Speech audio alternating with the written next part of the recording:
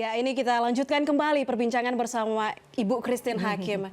Tadi setelah melihat video tadi, apa pendapat Anda? Memang selalu menjadi kontroversial ya, antara di satu pihak kita harus menjaga hijaunya kota besar, tapi di lain pihak kota metropolitan capital city seperti Jakarta dan di seluruh dunia, saya kira memang itu dilematisnya selalu dan ironisnya selalu memang pada akhirnya penghijauan itu harus dikorbankan untuk kepentingan. Selalu berdampingan itu ya. Tapi saya melihat ada usaha dari pihak pemerintah daerah DKI Jakarta khususnya ini yang mencoba untuk membangun taman-taman kota di wilayah yang mungkin jalan utama itu tergusur karena adanya MRT gitu ya, tapi lalu kemudian tetap dibangun kantong-kantong penghijauan yang lainnya. Saya kira yang penting adalah memang tata kota itu yang harus dipikirkan, keseimbangan kembali lagi ya, keseimbangan, menjaga keseimbangan kehidupan itu. Nah, kalau reklamasi yang seperti saya ketahui juga, saya berdialog dengan teman-teman yang memang ahli di bidang lingkungan seperti yang terjadi di Bali gitu kan ya, yang ada penolakan besar-besaran dan saya sangat bisa memahami karena memang ekosistem di wilayah tersebut dan bahkan bisa berdampak banjir nantinya untuk ke wilayah tersebut, di mana kita sudah tahu investasi yang dilakukan juga di daerah tersebut dengan banyaknya hotel-hotel bintang 5 itu juga tidak kecil investasinya dan itu bisa menjadi bumerang justru nantinya ya. Tapi tadi mengutip kata-kata dalam video tadi, memang ini di atas untuk keperluan manusia seperti itu. Apakah memang reklamasi ini sudah dibutuhkan oleh manusia di Bali atau Jakarta? Kalau yang di Jakarta saya kira tidak. Itu hanya mengatasnamakan kepentingan manusia, justru untuk kepentingan manusia yang tidak bisa lepas dari alam untuk menjaga alamnya itulah gitu ya. Sehingga reklamasi yang di Bali sebetulnya itu tidak perlu dilakukan. Nah, yang di Jakarta saya mendengar justru itu akan memberikan dampak positif untuk Jakarta yang memang wilayahnya lebih rendah daripada lautan gitu, daratannya ini lebih rendah daripada permukaan laut gitu. Jadi sangat berbahaya. Bahkan sebetulnya harus dibikin dam seperti di negeri Belanda gitu ya untuk mencegah air laut yang meningkat lalu bisa nanti menggenang kota Jakarta ini.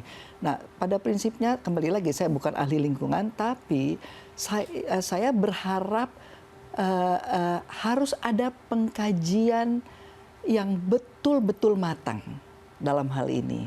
Jadi semua pihak seharusnya berpikir untuk kepentingan yang lebih besar lagi gitu loh.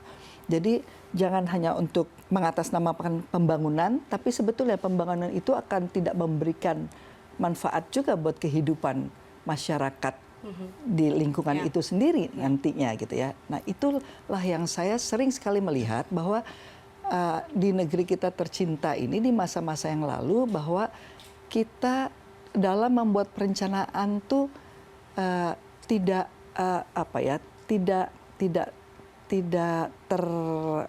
sistematis dan juga tidak terintegrasi. Nah, jadi hanya dilihat dari satu pihak, satu sudut pandang, satu sisi saja gitu lah. Seharusnya blueprintnya dulu dibuat yang matang. Di negara-negara jiran saya melihat bagaimana mereka merencanakan sesuatu tuh, bahkan contohnya saja nggak usah ini masalah lingkungan yang memberikan dampak langsung buat kehidupan kita manusia ya. Untuk tourism saja yang saya tahu Cina itu baru akan mencanangkan Visit China Year 2020. Tapi 20 tahun sebelumnya dia sudah memperbaiki semua dari fasilitas sarana untuk Visit China 2020 itu, dan juga dengan mengkampanyekan itu. Jadi semua itu sudah dipersiapkan gitu. Akan tergerak di tahun 2020 nanti. Nah, ini yang saya berharap, saya kira kita semua juga berharap tentunya adanya betul reklamasi di daerah pantai utara Jakarta ini gitu ya, DKI ini akan memberikan manfaat atau tidak. Saya kira itu harus betul-betul dikaji oleh ahlinya secara matang. Baik. Tanpa harus ada keberpihakan gitu ya. Oke, kita tinggalkan dulu pro kontra soal reklamasi ini. Semoga dikaji lebih Ya, dalam amin, amin. oleh pemerintah Indonesia. Saya sempat baca tadi ada data dari World Resources Institute. Ya. Indonesia menempati 10 besar pemberi emisi karbon dioksida di dunia. Bahkan ada di peringkat ketiga sebagai pemberi polusi terbesar di dunia. Ini angka ini apakah menurut Anda sebagai yang sudah mengamati alam dari pengalaman Anda, apakah menurut Anda angka ini belum membuat semua elemen di Indonesia tergerak untuk sadar akan lingkungannya? Jangan-jangan kita tidak tahu juga bahwa angka ini kita sudah menempati peringkat yang begitu buruk untuk tingkat polusi gitu ya. Selama ini kita hanya tahu mungkin di negara-negara Asia yang lainnya gitu ya, seperti Thailand kita tahu juga tingkat polusinya sangat tinggi gitu ya. Lalu India gitu kan. Waktu berapa tahun yang lalu mungkin dianggap Indonesia belum separah itu, tapi dalam perkembangannya Indonesia sudah begitu. Apalagi ketika kemarin kebakaran hutan yang besar. Betul gitu kan ya. Inilah yang sebetulnya ya saya kira pengetahuan kepada masyarakat, karena ini tidak hanya bisa ini bukan hanya tanggung jawab pemerintah saja gitu loh. Tidak mungkin tanpa ada ya partisipasi aktif dari masyarakat. Saya kira Pak Jokowi dan menteri-menterinya tidak mungkin jagain hutan terus. Persoalan desa begitu banyak, iya kan? Nah, kalau kita siapapun elemen yang ada di masyarakat ikut menjaga hutan kita, di mana kita berada, menjaga lingkungan kita, maka saya yakin tingkat polusi yang sudah sangat buruk yang terjadi di Indonesia itu bisa kita tekan, angkanya bisa kita turunkan gitu ya. Seharusnya bisa. Baik. Gitu. Tadi Anda menyebutkan tidak adil sebenarnya jika hanya menyalahkan pemerintah seperti itu. Jadi sebenarnya apa yang harus kita lakukan, yang harus kita sikapi dari diri sendiri? Ya, seperti yang tadi saya katakan, kalau saya mau coba memulai setelah kesadaran itu ada, ya tentunya pertama kampanye ini harus kita lakukan terus ya. Bahwa memberikan informasi kepada masyarakat tuh harus tidak boleh hanya pada saat kita memperingati hari bumi saja gitu loh. Tapi setiap bahkan dari mulai balita tuh sebetulnya kita sudah harus mengajarkan kepada anak-anak kita betapa pentingnya menjaga alam ini, gitu kan? Dari hal-hal yang kecil gitu kan. Kemudian kita berangkat dari lingkungan keluarga gitu ya. Bagaimana menjaga lingkungan itu kan. Dari yang kecil saja. Dari yang kecil saja gitu kan. Nah, seperti yang saya lihat tidak mungkin gitu ya. Kalau masyarakat setempat tidak mau diprovokasi ataupun tidak mau dimanipulasi atau dibayar untuk membakar hutannya sendiri gitu kan ya. Pasti itu tidak akan terjadi. Coba bayangkan berapa sih yang mereka dapatkan gitu loh. 1 juta, 5 juta, 10 juta.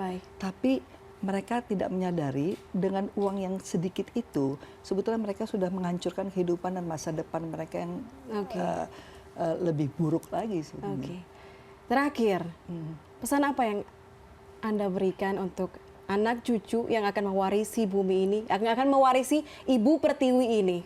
Apa pesannya?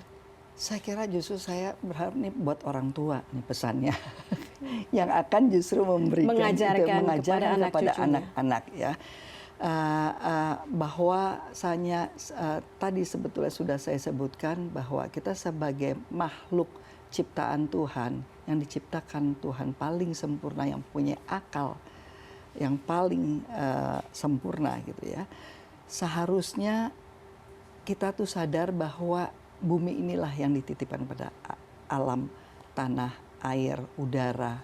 Semua inilah yang dititipkan pada kita untuk jaga. Kita ya dititipkan dan nantinya itu diminta pertanggungjawaban kita. Jadi saya kira sebetulnya tanpa adanya perintah dari siapapun, kita tetap harus menjaga itu. Gitu ya. Nah, inilah bahwa Tuhan menciptakan segala sesuatu di dunia ini memang untuk kehidupan, keseimbangan kehidupan yang sebetulnya manusia gitu loh. karena kalau hewan-hewan itu ya dia sudah mati ya sudah gitu kan Baik. ya. Mereka Oke. tuh justru akan memberikan mendukung atau memberikan manfaat buat kehidupan Betul manusia. sekali. Jadi Baik. kewajiban kita sebagai manusia harus menjaga. Terima kasih banyak Ibu Christine Hakim atas Sama-sama. waktunya di CNN Indonesia Ya. Tonight, atas ngobrol-ngobrolnya. Semoga pesan tadi cukup memberikan kesadaran Amin. kepada manusia untuk menjaga tempat kita tinggal ini. Betul. Terima kasih banyak. Terima kasih.